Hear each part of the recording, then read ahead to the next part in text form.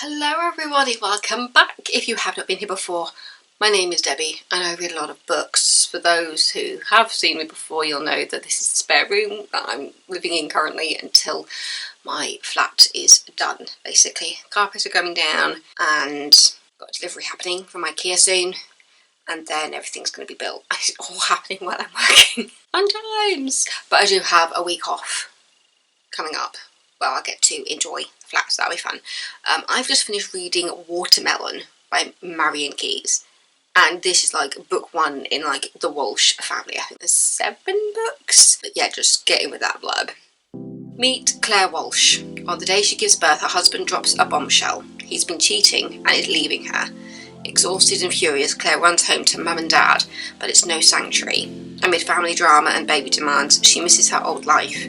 When James wants to reconcile, Claire must decide, forgive and forget, or take a chance on herself. I love this book. It was so funny. I am so looking forward to I am so looking forward to reading the rest of the family. Starting off with Claire was just brilliant. At first I was like, why is it called Watermelon? It's like, it is a metaphor for how she feels at the beginning of the book when she's just given birth, and it's also a metaphor for James's brain when she wants to smash it to a pulp because he's being such a stupid person. I remember I was in the car actually when I went to get my hair done, when I went blonde, and I was describing this book to Mum and the relationship that she and James have and the conversation they have when he's just like, let's try and reconcile, and she's looking at him like he's grown a second head because I hated James. I hated him so much, and I was just like, if this turns into a murder mystery where suddenly James turns up dead and Claire is the only suspect, I'd bury the body with her. I really would.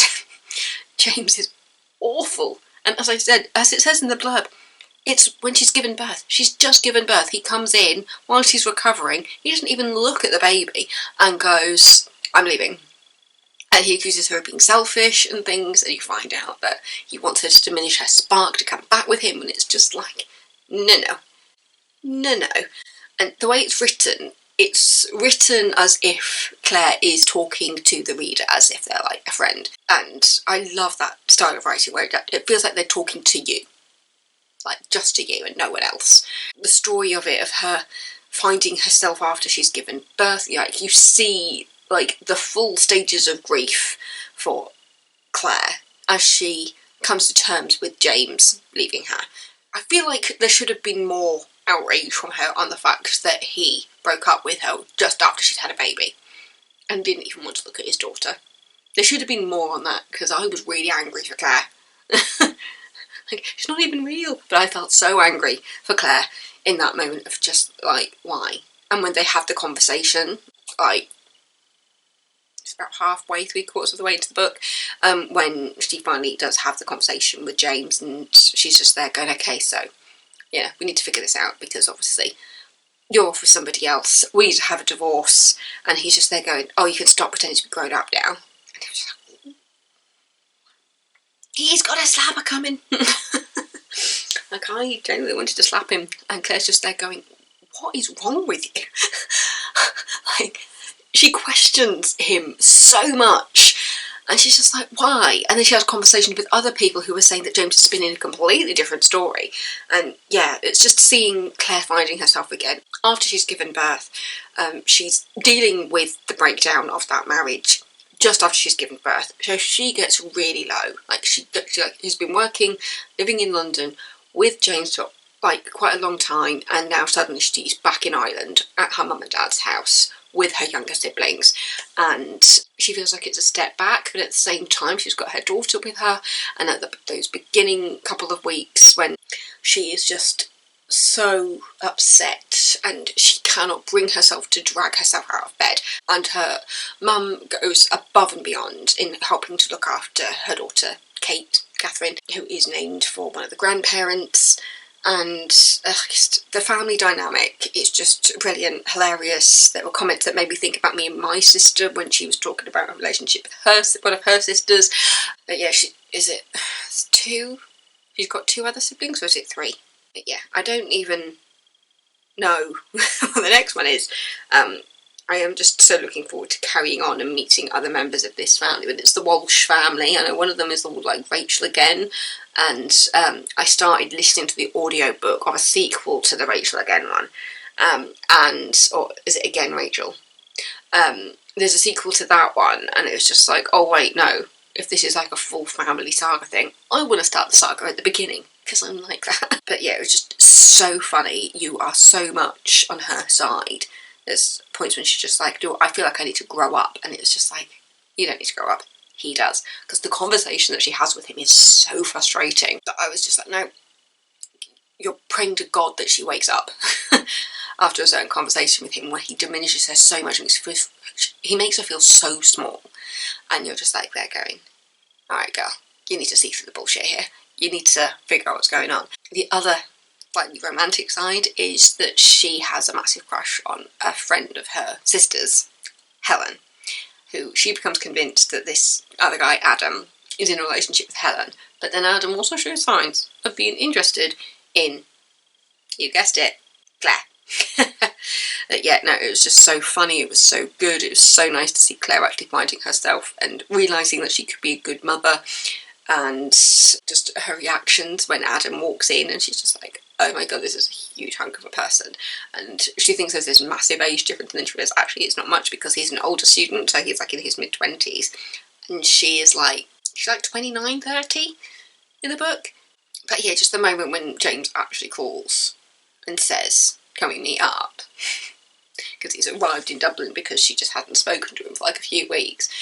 And he turns up and he's having that conversation. She's there laying out saying, okay, so you need to bring the deeds to the flat, we need to sort this out. And he's looking at her completely bewildered, thinking, what's going on here? Like, why is she acting like we're divorcing? And it's just like, well, you left her when she gave birth.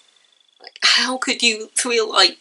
I don't understand the mentality of some people. And the fact is, there are people out there like James who do these stupid things and go, oh, but I forgive you. And you're just like, wait, no. I should be forgiving you, not the other way round. You left me and now you're making it feel like it's my fault. No. But yeah, so I love Claire in Watermelon so much, and I was fighting her corner while I was reading this book. I was like, slap him, kick him where it hurts. If you murder him, I really do think it would be considered self-defense, because it is, because James is awful. He is so awful. You get the idea of like the full character when you find out what other people have been told from James about the breakdown of the relationship, and you see Claire trying to put the pieces together and figure out what on earth James is lying about and why he is just completely like on another planet in regards to what he has done. It's like there's a point towards the end when they have another conversation, and he's like, oh, but your daughter's fine, by the way. Like, thanks for asking. Like in the most sarcastic tone ever, because he hasn't asked about his daughter at all. And Claire wants her daughter to have a relationship with James as the father. But he's such an idiot. He's such an idiot. Anyway, I could go on for hours talking about how much I adore Claire and how I really wanted to summon the troops to beat James to a pulp for being so stupid. But yeah, I'm only violent in my mind, I promise. Sure, Jan. Yeah, so it's Watermelon by Marian Keyes. Let's go back to the front cover. It says, your best, funniest friend telling a story. That's the quote from David Nichols on the front of the book. And yeah, as I said, it does feel like she's talking to you as if you're like a best friend and she's telling you this story over drinks. That's how it felt reading this book, and I absolutely loved it. If you have not read any of these, start with Watermelon. It's a great hook, line and sinker to get you obsessed with Claire and the family. It is so good. Yeah, it's 3 o'clock now.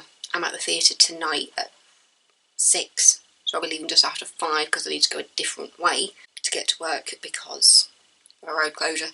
So yeah, I need to make sure that I go the correct way so that I'm not greeted by a closed road, because I literally cannot go through that way. But yeah, Watermelon, Marian Keyes. It is so funny. It is laugh out loud. I was reading it on the sofa. Like, this has been a full-on Like, I think I started reading it at work on a lunch break. And then since then, I had just been reading it on the sofa and in bed. Like, this has been a proper, like, I could not put it down situation. But yeah, thank you so much for watching. Don't forget to subscribe. I need to figure out what I need to eat tonight. I think there's a pizza in the freezer. I might ask if I can eat that. So, yeah. Anyway, I will see you next time with another video. I love you all so very much. Thank you. Bye.